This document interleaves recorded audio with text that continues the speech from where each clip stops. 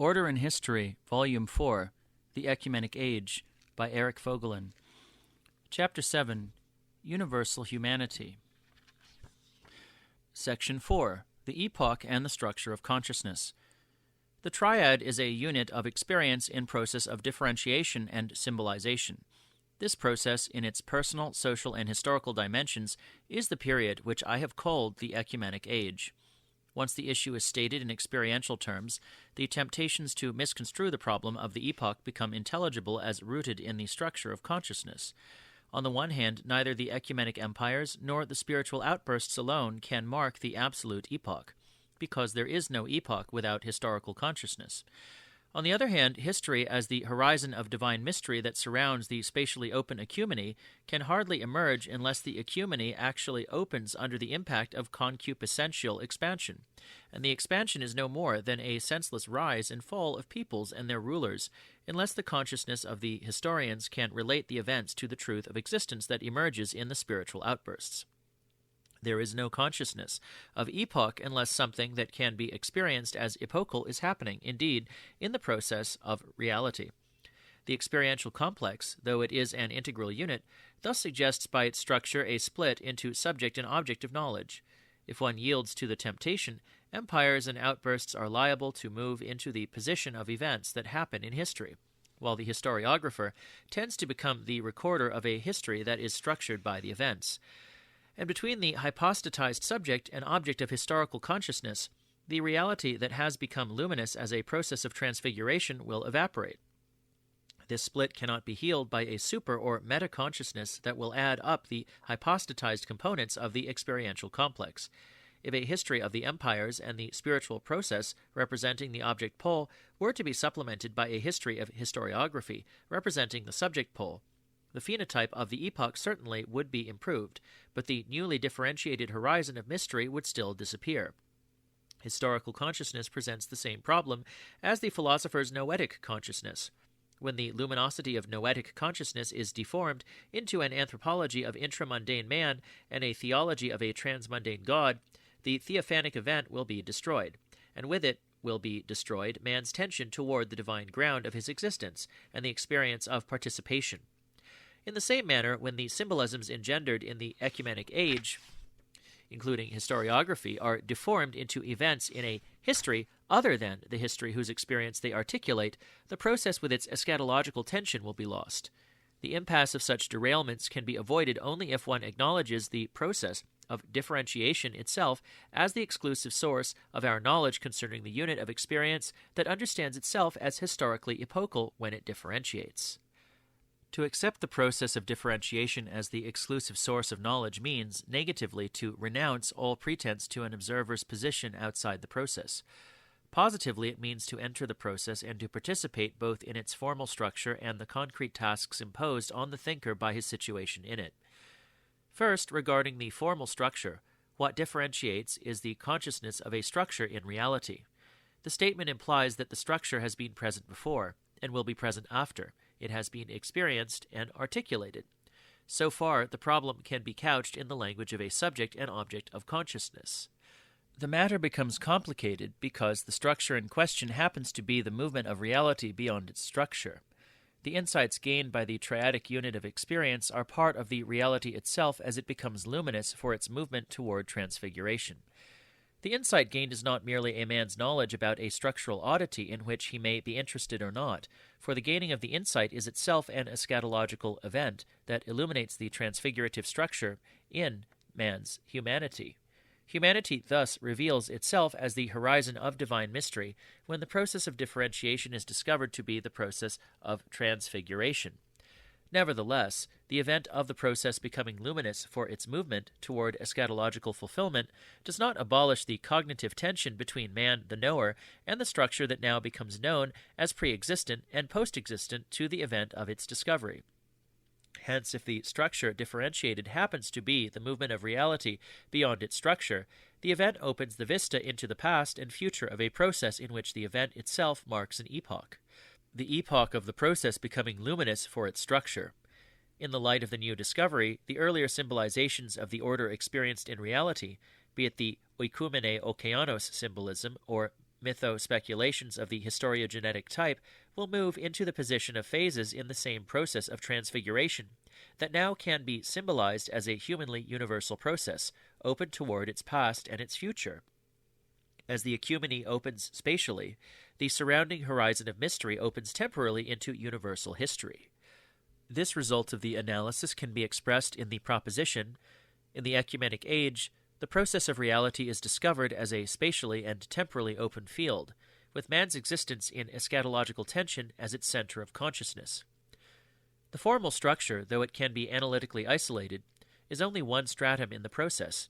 Precisely when the formal stratum differentiates, the process comes into view in its concreteness as the process of history in which all men, past, present, and future, participate.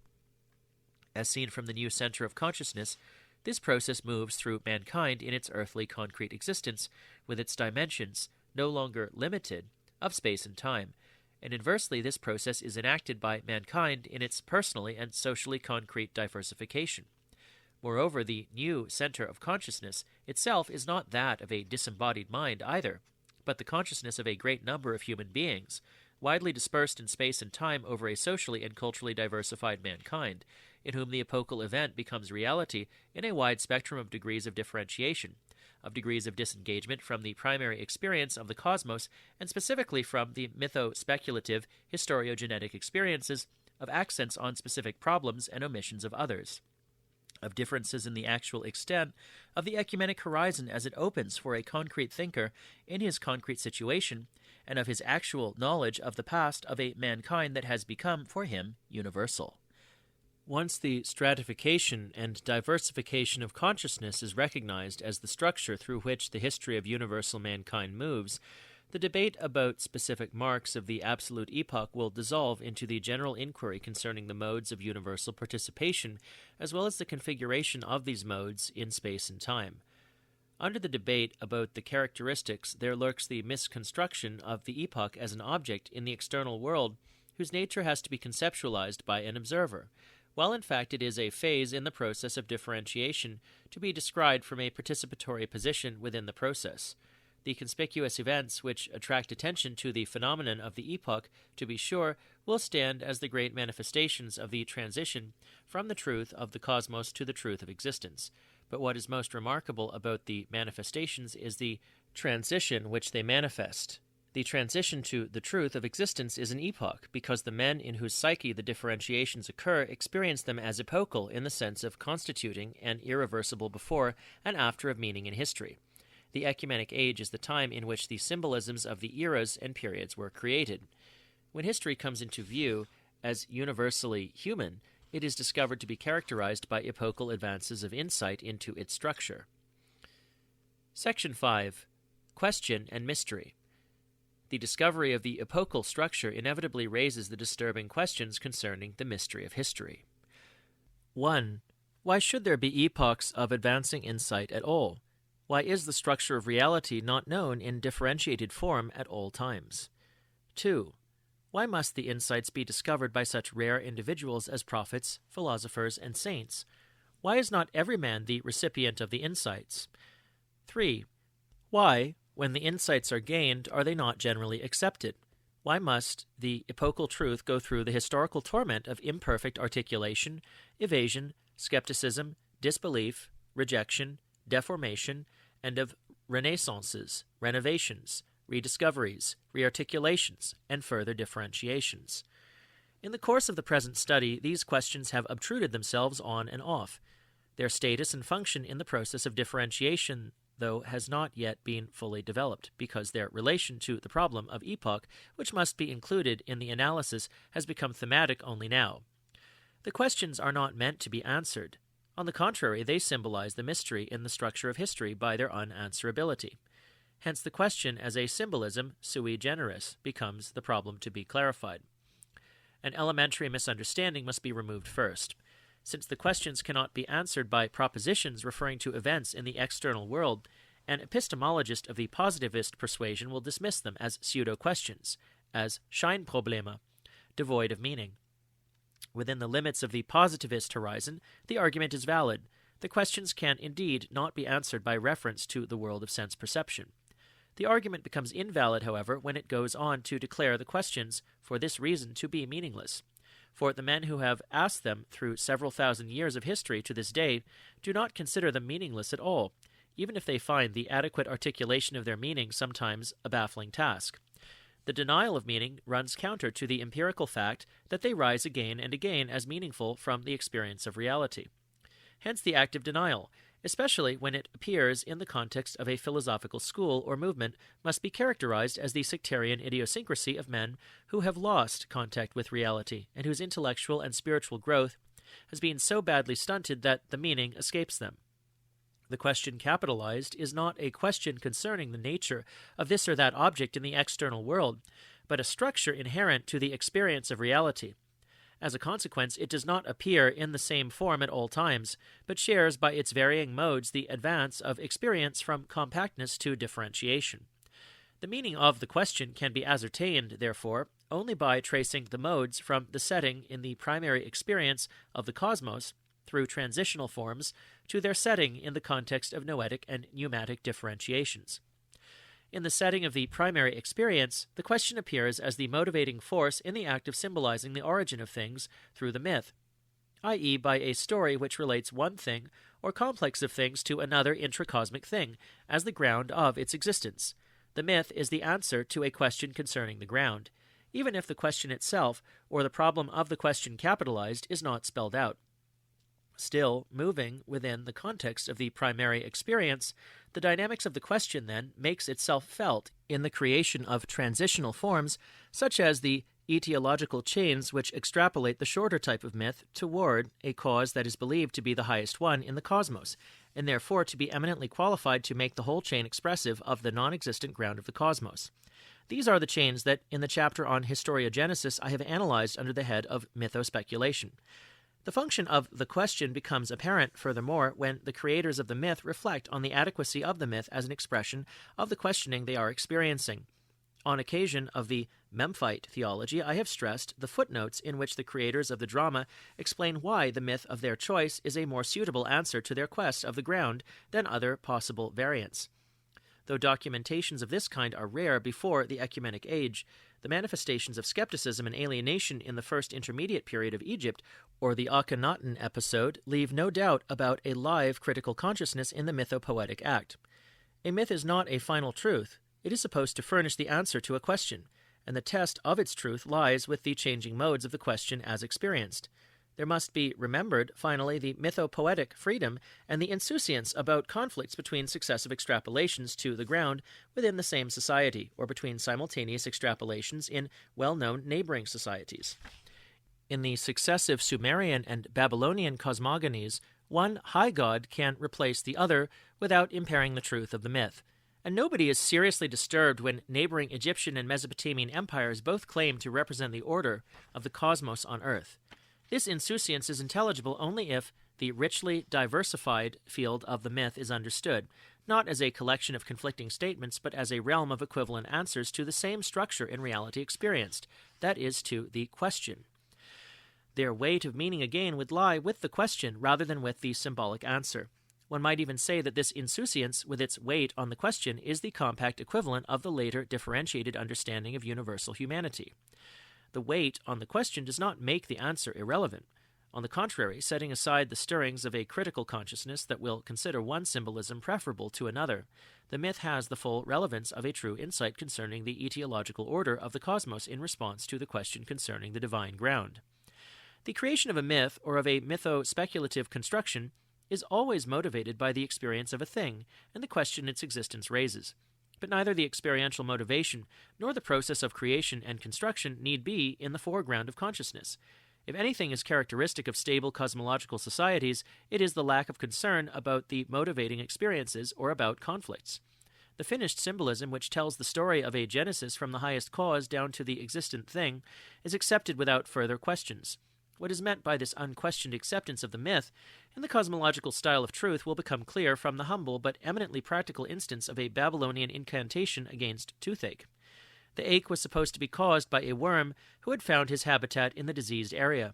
As in the New Year festivals, the priest accompanies the ritual with the recitation of the cosmogony. The priest-physician accompanies his healing action with the story of how the worm came to be. After Anu had created heaven, heaven had created earth. Earth had created rivers. Rivers had created canals. Canals had created marsh. Marsh had created worm. The worm came weeping before Shamash, his tears flowing before Ea. What will you give me to eat? What will you give me to drink? The gods offer him ripe figs and apricots as a habitat, but a worm of such ancestry is choosy. He insists on a place between the teeth and the gum, and that he is accorded by Shamash and Ea. Footnote: Samuel Noah Kramer, Mythologies of the Ancient World. In the case of this incantation, the cosmological style can be observed in its compactness. Clearly, the genesis of the worm is an answer to the diagnostic question concerning the cause of the toothache. But the process which endows the worm with this impressive etiological chain does not become thematic. One can only surmise the incantation to be a sub-myth in a comprehensive mythical conception of reality, with systematic features formed under the influence of mythospeculative cosmogonies and theogonies. When the process becomes thematic, however, it is no longer quite the process that has resulted in the myth of unquestioned acceptance. The process cannot be raised into consciousness without injecting questioning consciousness as a critic. The compact story of a genesis from the highest cause down, it is true, can be reversed, so that the etiological chain will be transformed into a series of questions from the existent thing up. But when the reversal occurs, the quest of the ground, the question itself, differentiates as a structure in the experience of reality. And the question will not rest until the ground beyond the intracosmic grounds offered by the compact myth is found. The question will not abide by the intracosmic answers, but presses toward the answer that is inherent to its own structure. Both the reversal and its critical consequence characterize the procedure of numerous dialogues in the Upanishads.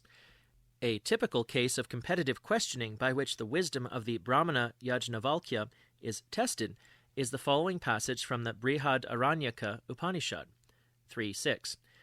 Then Gargi Vachaknavi asked, Yajnavalkya, she said, everything here is woven like warp and woof in water.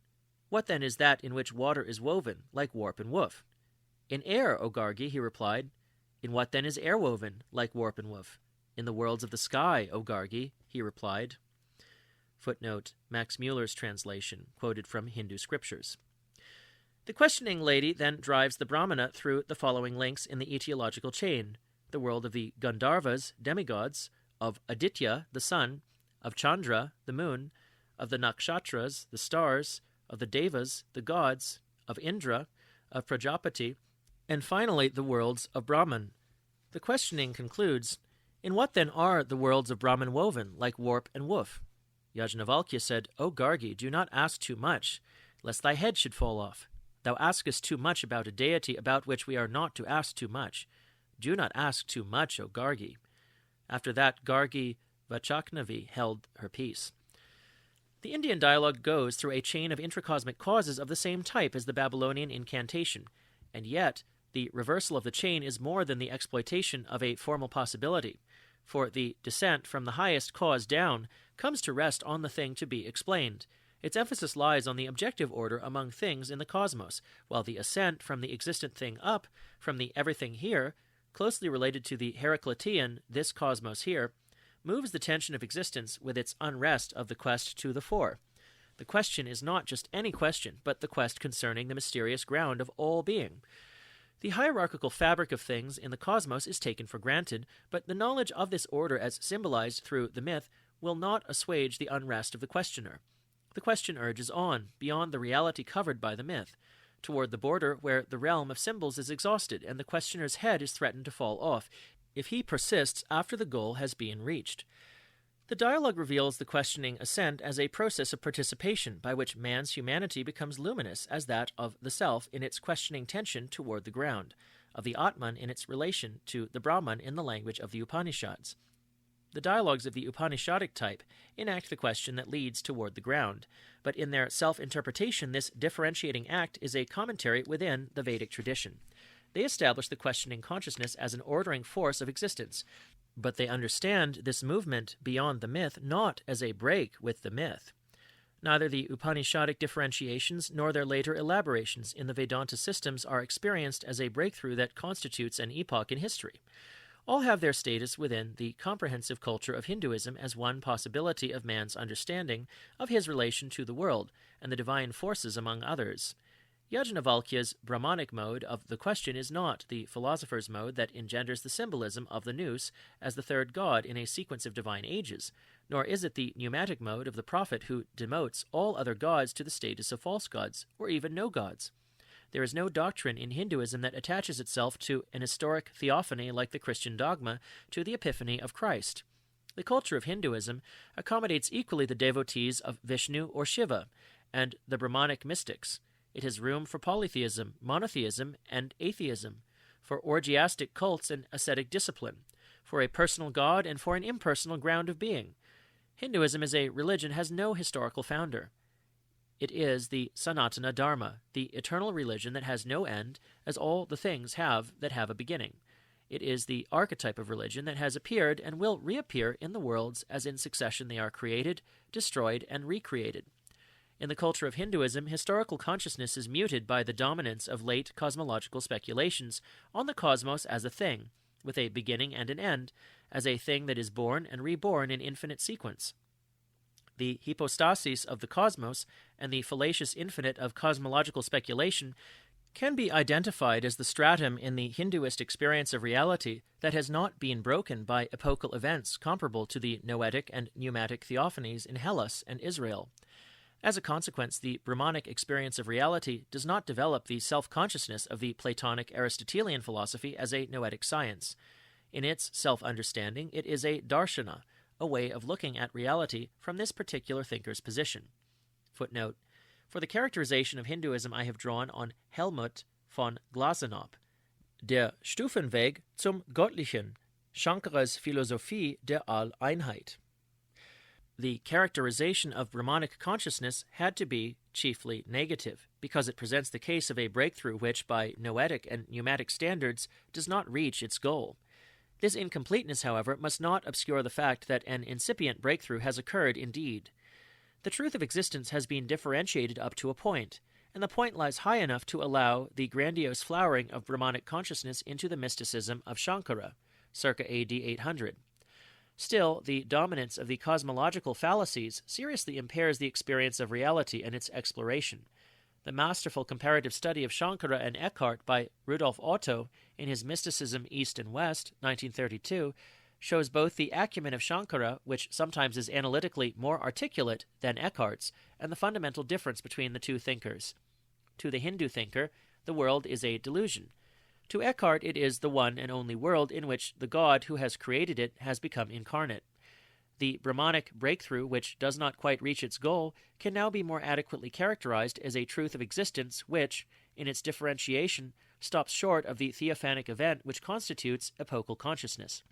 As a consequence, the historical dimension of humanity cannot become articulate. The most striking manifestation of this phenomenon is the non-appearance of historiography in Hindu culture. The incompleteness of the breakthrough does not diminish the importance of the dialogic ascent in the Upanishads. The ascent through the etiological chain, the via negativa, remains the analytical instrument in the articulation of existential truth even when the breakthrough has been achieved. The intimate connection between Brahmanic consciousness and pneumatic truth will become apparent in a passage from the Apocalypse of Abraham, chapters 7-8, an Essene document to be dated probably in the 1st century A.D. Footnote: I have translated the following text from the Apokalypse des Abraham in Paul Riesler, Altjüdisches Schrifttum außerhalb der Bibel. See also the translation in G.H. Bock's The Apocalypse of Abraham. On the Apocalypse of Abraham in the context of Jewish apocalyptic, see Paul Volz, Die Eschatologie der jüdischen Gemeinde im neutestamentlichen Zeitalter, and D.S. Russell, The Method and Message of Jewish Apocalyptic. More venerable indeed than all things is fire, for many things subject to no one will fall to it. More venerable even is water, for it overcomes fire. Still I do not call it God, for it is subject to earth. Earth do I call more venerable, for it overcomes the nature of water. Still I do not call it God, as it is dried up by the sun. More venerable than the earth I call the sun. The universe he makes light by his rays. Even him I do not call God, as his course is obscured by night and the clouds. Yet the moon and stars I do not call God, because they, in their time, dim their light by night. Hear this, Terra, my father, that I announce to you the God, the creator of all, not those that we deem gods. But where is he? And what is he, who reddens the sky, who goldens the sun, and makes light the moon and the stars? Who dries up the earth in the midst of many waters? Who put yourself in the world? Who sought me out in the confusion of my mind? May God reveal himself through himself.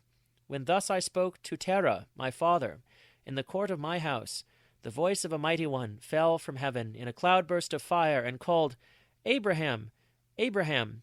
I said, Here am I. And he said, You seek the God of gods, the Creator, in the mind of your heart. I am he.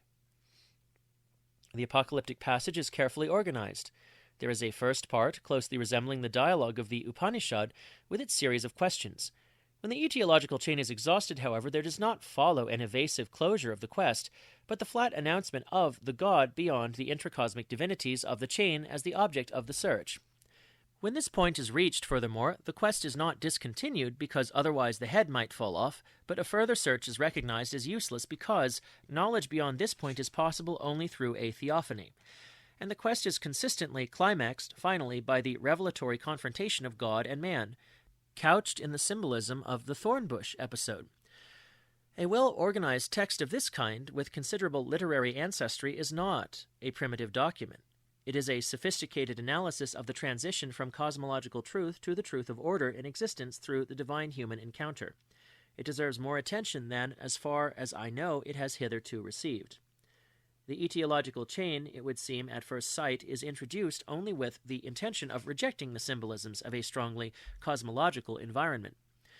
But there is more to it than the explicit denial of a series of divine presences of those that we deem gods. For the chain of the cosmological type is, by virtue of the denial of divinity to the elemental and celestial ranks in the hierarchy of being, already in fact transformed into the via negativa of the mystic, who, ranging through the immanent realms of being, cannot find God until, after their exhaustion, the search comes to its rest in transcendental reality, in the beyond, epokina, in the Platonic sense. This transformation, however, is possible only because the chain, especially when it assumes the form of the question enacted as in the Upanishadic dialogues, is already a via negativa on which the wanderer presses toward the ultimate ground. Cosmological chain and post-cosmological via negativa must be acknowledged to be equivalents. But why should the chain, whatever its form, not be discarded once the ground is reached through a pneumatic experience, as obviously it was by the author of the Apocalypse before he sat down to write it?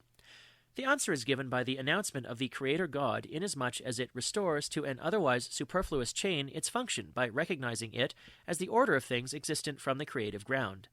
Hence, the discovery of the ground does not condemn the field of existent things to irrelevance, but, on the contrary, establishes it as the reality that derives the meaning of its existence from the ground, and inversely the via negativa, as it ascends over the hierarchy of being, leads toward the ground because the ground is the origin of the hierarchy.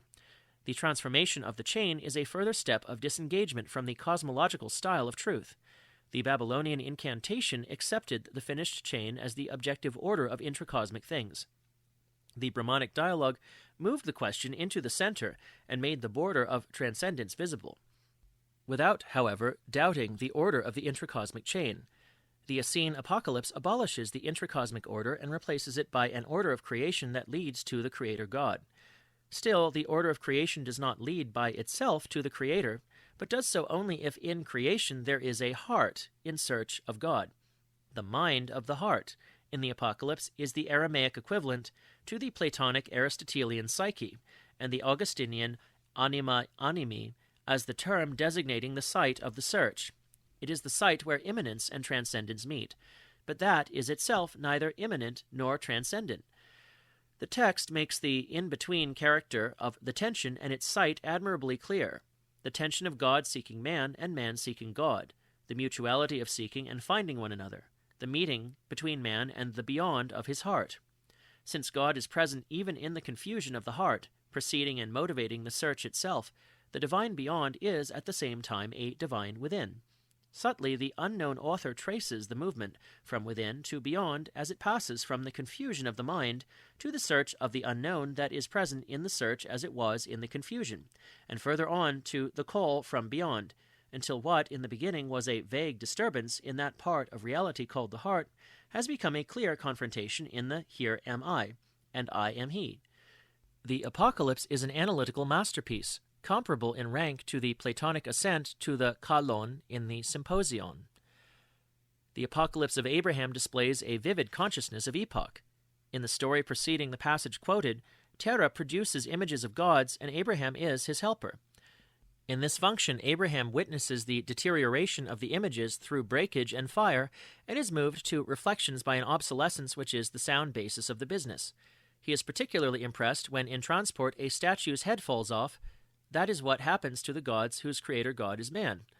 The story ominously preludes the spiritual outburst of chapters 7 to 8, and the theophany is immediately followed by God's warning to Abraham to leave his father's house if he wants to avoid death in its sins. As soon as Abraham has left, Terah and his house are destroyed by fire that falls from heaven. The spiritual is at the same time a physical exodus, and the epoch is convincingly marked by the destruction of the past. To Abraham, who now is the father of the future Israel, then the course of history is revealed, with its perishable eon of the pagans, and the eon to come of the just, with the end of times and the judgment. One should note the brutality of tribal reaction against the brutality of imperial conquest. Even when consciousness becomes epochal and the horizon of history begins to open, the implications of universal humanity will not be readily realized because the thinker's concrete position in the process in which he is engaged with his passions will limit the perspective sometimes severely. This apocalyptic brutality can still be discerned in the New Testament in the blood-dripping Avenger Christ of the Revelation of John, 19:11-16. On a less bloodthirsty level, the deformation of historical perspective under the impact of the concrete position became a major concern for the apostle to the Gentiles. Apparently, his Gentile converts were inclined to feel superior to Jews who rejected the gospel, though it was originally addressed to them. Paul had to admonish them, but if some of the branches were broken off, and you, a wild olive shoot, were grafted in their place to share the rich root of the olive tree, do not boast over the branches. Romans 11:17-18. Such feelings of superiority are out of order. Remember that it is not you who sustain the root sustains you. 11:18. The apocalyptic deformation of epochal consciousness observed by Paul has remained a constant in Western civilization. In the 18th century, Kant recognized it in the progressivist intellectuals who believed the meaning of history to be fulfilled in their own existence, and degraded all past humanity to the status of contributors to the glory of the present. In the 20th century, we are still plagued with the same deformation in the sect of apocalyptic sociologists who have invented the dichotomy of traditional and modern societies, and still pursue Condorcet's policy of destroying traditional societies by modernizing them. And we find the apocalyptic deformation in such surprising places as Rudolf Bultmann's thesis that the Old Testament is of no concern to the Christian theologian. The Pauline admonition, remember the root sustains you, cannot be repeated often enough. Conventionally, historians, philosophers, and theologians are concerned with the answers to the question. What I am trying to do here is to analyze the question as a constant structure in the experience of reality, and since the experience is part of reality, in the structure of reality itself. A few results can now be formulated. 1. In the three cases analyzed, the question is recognizably the constant in various modes of experience. 2. The cases, furthermore, are not random manifestations of the constant, but reveal in their succession a definite pattern of meaning, inasmuch as the question itself emerges from the compact mode of cosmological truth into the differentiated truth of existence. A. In the Babylonian incantation, the etiological chain is the compact symbol that has been engendered as an answer to the yet undifferentiated question. B. In the Upanishadic dialogue, the question itself is enacted but stops short of noetic or pneumatic differentiations. C. In the Apocalypse, the pneumatic differentiation is enacted, accompanied by the consciousness of epoch. The field of history opens, but the differentiation of its mystery is cut short by the apocalyptically predictive answer. 3. The cases, finally, reveal the structures in reality that are experienced not as givens beyond question, but as raising the questions in search of answers. They are A. The existence of the cosmos. B. The hierarchy and diversification of being. C. The experience of questioning as the constituent of humanity. D. The leap in existential truth through noetic and pneumatic illuminations of consciousness. E. The process of history in which the differentiations of questioning, consciousness, and the leaps in truth occur. And F. The eschatological movement in the process beyond its structure. The results, once they are formulated in this manner, will shed light on further problems. The structures enumerated under 3 are not coordinate but variously related to one another in the process of the question as it differentiates. The questions concerning the existence of the cosmos and the essence of its order, 3a and 3b, differentiate earlier than the questions concerning the process of consciousness, 3e and 3f. And the two groups are linked historically by the differentiation of questioning consciousness and its noetic and pneumatic illumination, 3c and 3d.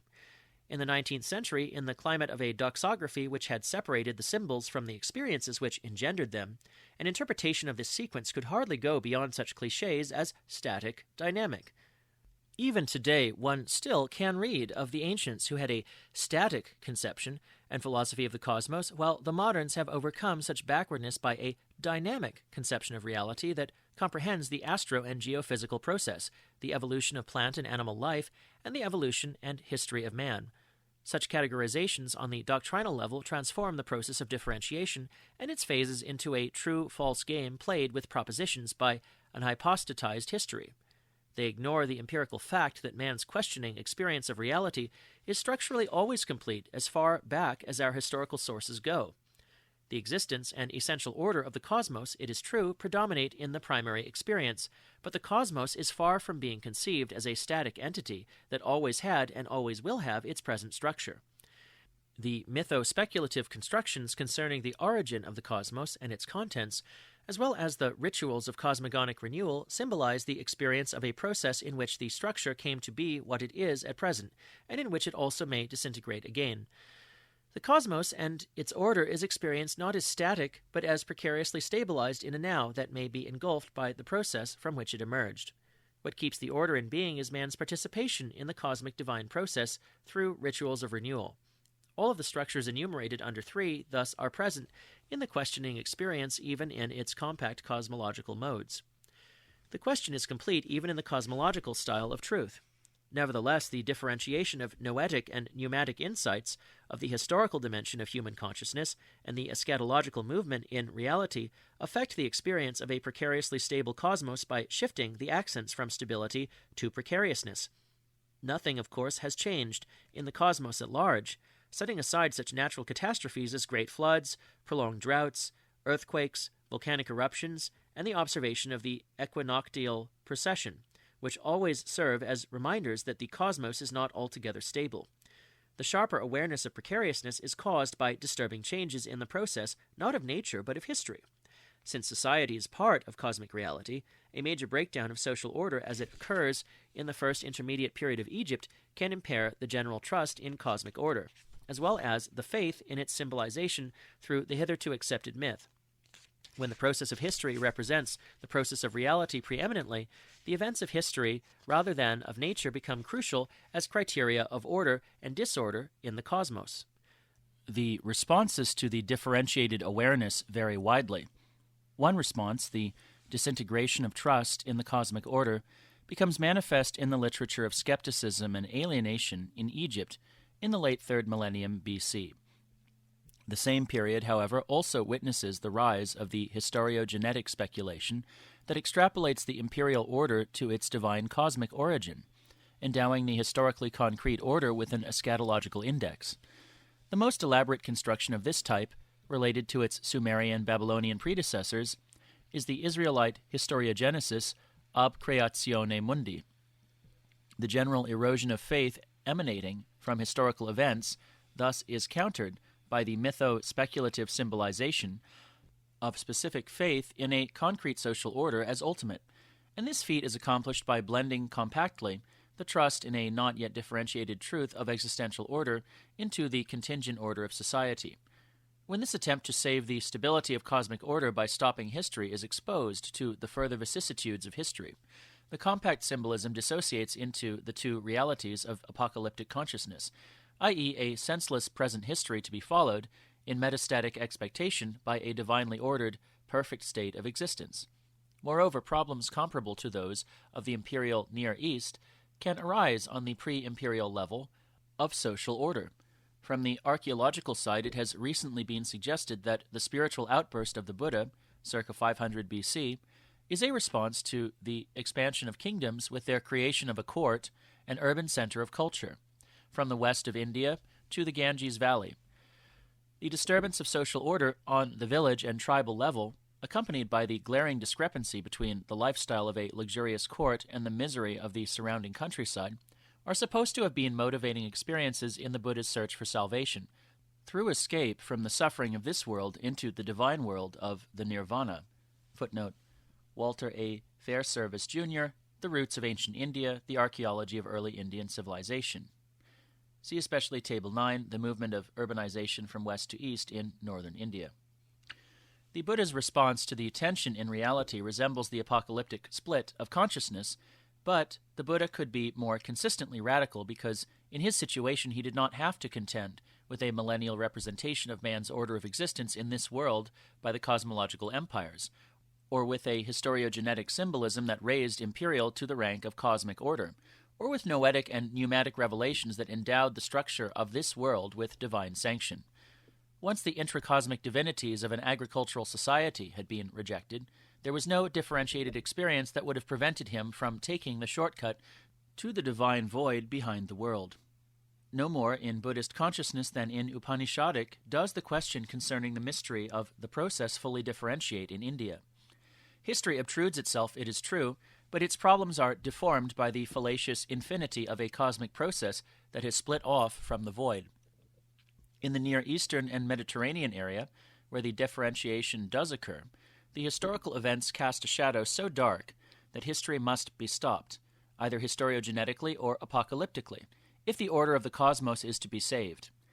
The balance of consciousness achieved by the classic philosophers who could face the mystery is a rare event indeed, carefully to be preserved as a strand in Western civilization, where it has to contend with the unbalanced strand of the Stop History movement that has also remained a constant into our present. I have previously quoted the passage from Hegel in which he commends his construction of history as a theodicy superior to that of Leibniz, because it is concretely linked to the absolute epoch marked by Christ. The full import of the passage can now be better understood. What Hegel found in Christ, or rather in Paul, was a differentiation of the question so comprehensive that it included the historical dimension of humanity. This completeness of differentiation is the criterion of the absolute epoch. But in Paul, he also found the apocalyptic stop history movement, and since the metastatic expectation of the second coming had not been fulfilled, Hegel was going to stop history now by his system, in which the self-reflective Geist comes to its fulfillment and thereby history to its end. The self-interpretation of the attempt as a theodicy leaves no doubt about its motive. It is the same anxiety that motivates the older historiogenetic and apocalyptic symbolisms, and it is induced by the same type of imperial events, in Hegel's case by the French Revolution and the Napoleonic Empire. Such disorder cannot be admitted to be the misery it is. The God who permits it must, in this devious way, pursue an ulterior purpose of order, and the order to come cannot be admitted to be just as contingent as the one that is now being shattered, but must be an ultimate order in the eschatological sense. The construction is meant to assuage the anxiety of a man who cannot face the mystery of reality. To face the mystery of reality means to live in the faith that is the substance of things hoped for and the proof of things unseen. Hebrews 11:1. When the eschatological things hoped for but unseen are metastatically deformed into an eschatological index bestowed on things to be expected and seen in history, and when the faith that is the substance and proof of things eschatological is correspondingly deformed into a Hegelian or Marxian or Comtean system of science, whose evocative magic is meant to realize the expectations historically, the question can be more fully differentiated than it has been ever before in the history of mankind, and yet the mystery will be destroyed. the destruction of the mystery becomes manifest in the contemporary dogmatomachy of answers. Section 6. The process of history and the process of the whole. The question as a structure in experience is part of and pertains to the in-between stratum of reality, the metaxy. There is no answer to the question other than the mystery, as it becomes luminous in the acts of questioning. Any attempt to find an answer by developing a doctrine concerning spatio-temporal events will destroy the in-between structure of man's humanity. The stop history systems that dominate the contemporary scene can maintain the appearance of truth only by an act of violence, i.e. by prohibiting questions concerning the premises and by making the prohibition a formal part of the system. This interdict on the question is the symptom of a self-contraction that makes the existentially open participation in the process of reality impossible. Although the tension between openness toward reality and contraction of the self is a human problem at all times, it will assume the specific forms just adumbrated only when the historical dimension of humanity has differentiated. In the Ecumenic Age, the differentiation had proceeded so far that it engendered the symbolic form of historiography, but not so far that the implications of history as the process of universal humanity could fully unfold. It takes time to be measured in centuries and millennia to acquire the empirical knowledge that inevitably lies at the basis of an understanding of the historical process, and still more time to penetrate the accumulated materials analytically. The ecumenic empires, it is true, had enlarged the knowledge of both the human habitat and the mankind inhabiting it, so that at a relatively early date, a work like the Herodotean Periegesis had become possible. But this larger horizon was still so limited that a second ecumeny could develop in China at the same time, without the two ecumenes knowing of each other. By the time of Augustine, 8 centuries after Herodotus, the regions of differentiation were still so far apart in knowledge that the saint's empirical picture of history, though it had expanded by the Israelite Christian dimension, has today a distinctly provincial flavor because it is tied to the ecumenic horizon of the Roman Empire. And today, 15 centuries after Augustine, even though the ecumenic horizon has become global and the temporal horizon has expanded into unexpected depths, the empirical knowledge of the process is still so incomplete that every day brings surprises in the form of new archaeological discoveries, while the experiential penetration of the materials is badly lagging behind. As a matter of fact, empirical knowledge increases so rapidly that the historical constructions that reflect a deformed existence crumble through the obsolescence of their materials rather than through the analysis of deformed existence. The stop history systems, for instance, though barely 150 years old and still dominating the climate of opinion, have become hopelessly incompatible with the present state of the historical sciences.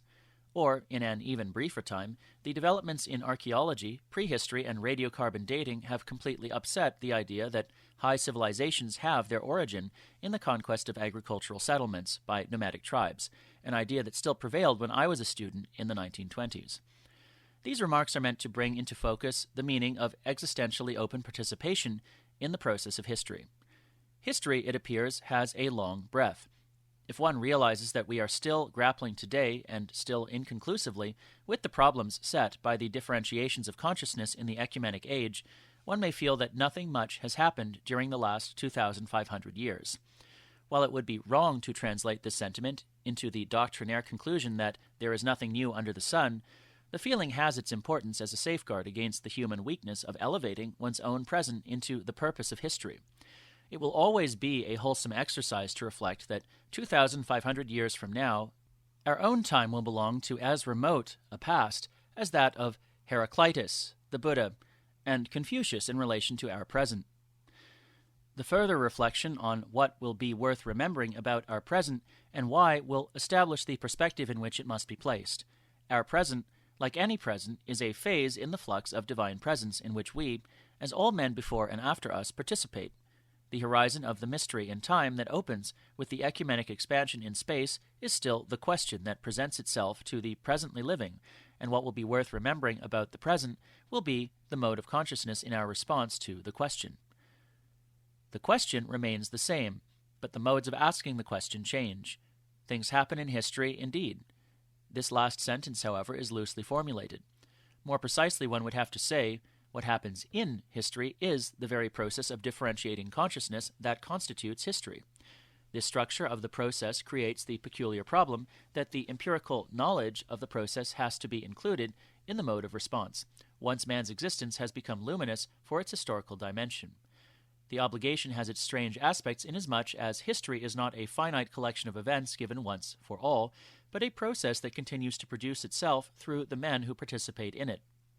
Setting aside for the moment all other variables that affect the issue, the empirical knowledge of history in AD 500 will comprise 1,000 years more of the process than in 500 BC, and 1,000 years less than in AD 1500. The observation of this structure is commonplace ever since the Ecumenic Age, but the responses vary widely. At the lowest level, there is the view of the present as a kind of machinery that grinds out an ever-lengthening past. I call it the sausage view of history. It induces the frequently heard complaint that the writing of history is breaking down under the burden of steadily accumulating materials. But that would be too much to be hoped for. More interesting is the contest between pagan and Judeo-Christian historians that I have described under the title of Historiomachy in the chapter on Historiogenesis. Jewish and Christian thinkers consider their history to be of a quality superior to that of the pagans, because it goes much farther back in time and is more reliably documented. The longer history is, the better one. In spite of its comic aspects, with Moses accorded temporal priority before Apollo, the contest makes sense, because the greater length of the past is meant to support the greater truth of the God from whom the present ultimately derives. The Historiomachy marks the transition from mytho-speculation to the open horizon of history proper. The empirical knowledge of history has to enter the response to the question, because history has been discovered as the horizon of the divine mystery. A third possibility is presented by the thinkers of the Stop History movement. Both Hegel and Comte were of the opinion that history must run its course for a certain length of time before it has supplied the material past on which a thinker can base scientific propositions concerning the order that governs the process. By now, about AD 1800, the course has run long enough to reveal its meaning and to make the enterprise of the system possible. Marx understands Hegel quite well when he infers that the time has come for man to take matters into his own hand. The older variety of history, now coming to its end, has produced the Marxian Superman who takes God back into himself. From now on, the metastatic Superman will realize himself and produce true history through revolutionary action. In the cases quoted, the respective thinkers try to resolve problems that belong to the in-between reality of divine human participation by projecting them into the time of the external world. Inevitably, the structure of the process is distorted, if not destroyed, when the flux of presence is reduced to immanent time. No further criticism is necessary. Nevertheless, the cases cannot simply be dismissed as fallacious constructions, for they show that at critical junctures the length of time intrudes itself as a problem. Apparently there is something to it. If it is not treated properly, it will make itself felt in misconstructions. Especially the third case, that of the systems that declare history to have run long enough to reveal its mystery, is of immediate concern to the present analysis, which tries to explore the mystery that has no end in time. The systems, with their ramifications into secondary and tertiary epigonic debates, dominate the contemporary scene. It is not enough to show that they are vitiated by grotesque misconstructions of reality. One must also show what the structure is that obviously imposes itself but has been misconstrued. The crucial point is the interdict on the question. The thinkers prohibit questioning, using the argument that enough historical time has lapsed to differentiate the question so fully that now it can be answered definitely by the system. They do not deny, however, that considerable time, to be counted in millennia, has been required to let the revelation of truth reach its present state of fulfillment. What, then, is the relation of the process of differentiation to the lapse of immanent time? To formulate the problem means, practically, to resolve it. The divine human, in between of historically differentiating experience, is founded in the consciousness of concrete human beings, in concrete bodies on the concrete earth in the concrete universe. Resuming the earlier reflections on the variety of time dimensions, there is no length of time in which things happen. There is only the reality of things, which has a time dimension. The various strata of reality, with their specific time dimensions, furthermore, are not autonomous entities, but form, through the relations of foundation and organization, the hierarchy of being that extends from the inorganic stratum through the vegetative and animal realms to the existence of man in his tension toward the divine ground of being.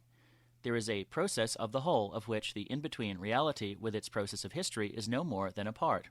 though the very important part in which the process of the whole becomes luminous for the eschatological movement beyond its own structure.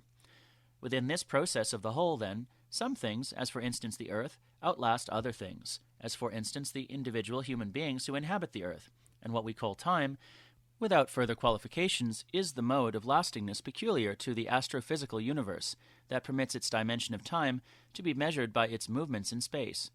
But even this ultimate mode of lastingness, to which as a measure we refer the lasting of all other things, is not a time in which things happen, but the time dimension of a thing within the whole that also comprises the divine reality, whose mode of lastingness we express by such symbols as eternity. Things do not happen in the astrophysical universe. The universe, together with all things founded in it, happens in God.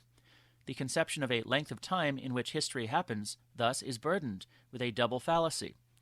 In the first place, the time dimension of the astrophysical universe that serves as the measure for the lasting of all things in the cosmos is hypostatized into an independent entity. And second, the lasting of the universe is mistakenly supposed to be the lasting of the whole. Because of this burden, the conception obscures the very structure of reality it tries to clarify. 1. Concerning the first fallacy, although there is no time in which history happens, there are the strata in the hierarchy of being in which the process of consciousness is founded. There is no flux of presence in the metaxy without its foundation in the biophysical existence of man on earth in the universe. By virtue of their founding character, the lower strata reach into the stratum of human consciousness, not as its cause, but as its condition. Only because the strata of reality participate in one another, through the relations of foundation and organization, in the order of the cosmos, can and must the time dimensions of the strata be related to one another, with the time dimension of the universe furnishing the ultimately founding measure. The primary relation among the strata of reality is obscured by the diversion of attention to the secondary relation of the time dimensions. This primary relation, however, is of fundamental importance in the present context, because it reveals the process of history to extend structurally through participation into the other strata of reality, including the physical universe. 2. The insight into the mutual participation of the strata will now help to dissolve the second fallacy. The physical universe, as the ultimate foundation for the higher strata in the hierarchy of being, cannot be identified as the ultimate reality of the whole, because in the stratum of consciousness we experience the presence of divine reality as the constituent of humanity. In man's consciousness, the foundational movement within reality from the physical depth becomes luminous for the creative constitution of all reality from the height of the divine ground. As far as the modes of lasting are concerned, we have to state, therefore, in the order of foundation from the depth, the time dimension of the universe comprehends the time dimensions of the other strata in the hierarchy of being. In the order of creation from the height, the divine mode of lasting that we symbolize as eternity comprehends the time dimensions of the other strata of reality, including the universe. Once the fallacies are removed, the hierarchy of being comes into view, not as a number of strata one piled on top of the other, but as movement of reality from the aperontic depth up to man, through as many levels of the hierarchy as can be discerned empirically, and as the counter-movement of creative organization from the divine height down, with the metaxy of man's consciousness as the site where the movement of the whole becomes luminous for its eschatological direction. When the historical dimension of humanity has differentiated, the question thus turns back to the process of the whole, as it becomes luminous for its directional movement in the process of history. The mystery of the historical process is inseparable from the mystery of a reality that brings forth the universe and the earth, plant and animal life on earth, and ultimately man and his consciousness. Such reflections are definitely not new, but they express, in differentiated form, the experience of divine cosmic order that has motivated the oldest cosmogonic symbolisms, and that is precisely what they should do, if universal humanity in history is real and not an illusion. More explicitly, they are the mode of questioning engendered in the contemporary situation by a philosopher's resistance to the distortion and destruction of humanity committed by the stop history systems. They are an act of open participation in the process of both history and the whole.